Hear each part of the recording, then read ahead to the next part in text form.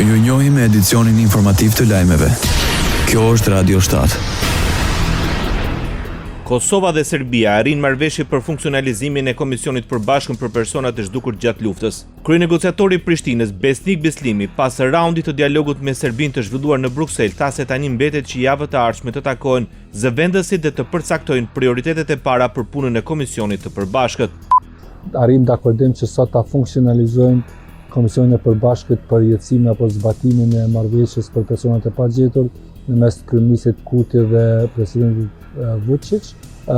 Takimet ishin suksesshme dhe në fund arritëm që përfundimisht ta jetësojmë këtë objektiv.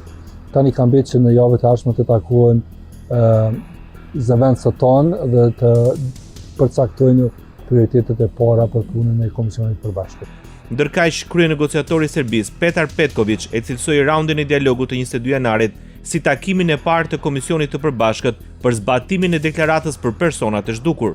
Kryenegociatorët e Kosovës dhe Serbisë njëherësh janë dhe bashkëkryesues të këtij komisioni.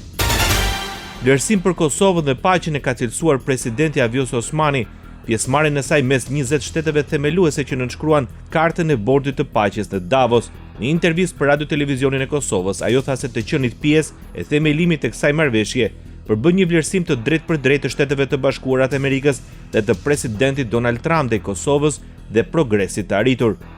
Për Kosovën secili andarëzim në organizata ndërkombëtare është i rëndësishëm, por ajo bëhet edhe më e rëndësishme dhe merr karakter historik kur flasim për themelim të organizatave nga aleatët tonë strategjik, në këtë rast Shtetet e Bashkuara të Amerikës, që është aleat që ka qëndruar pranë Kosovës në kohët më të vështira dhe vazhdon të qëndrojë me ne teksa arrijmë suksese të reja për vendin dhe për popullin tonë. Presidenti Vjosa Osmani përfaqësoi Kosovën si anëtare themeluese të barabartë dhe me të drejtat të plota në këtë nismë ndërkombëtare për paqen. Radio 7, zëri pozitiv i qytetit. Ministri i Drejtësisë i Shqipërisë, Besfort Llamari, kërkon nga Inspektoriati i Lartë i Drejtësisë hetim disiplinor ndaj gjyqtares së gjykatës së shkallës së parë të jurisdiksionit të përgjithshëm në Korçë, Eglantina Mikani. Shkak sipas ministrit janë vendosur shkelje të rënda procedurale në trajtimin e një çështje penale ndaj një personi të akuzuar për veprën ndihmë për kalim të palishëm të kufirit kryer në bashkëpunim. Sipas dokumentacionit të përcjellë nga Ministria e Drejtësisë, vendimi penal është zbardhur nga gjykatësia me një vonesë prej 14 muajsh dhe 24 ditësh. Sipas ministrit Llamari, kjo vonesë i heq të pandeurit mundësinë për të përfituar nga amnistia e vitit 2024. Edhe në muajin dhjetor, ministri Llamari kërkoi nga Inspektoriati i Lartë i Drejtësisë hetim disiplinor për gjyqtarin e Lezhës, Ilir Përdeda, pasi prej një viti nuk zbardhte vendimin e dhënë prej tij.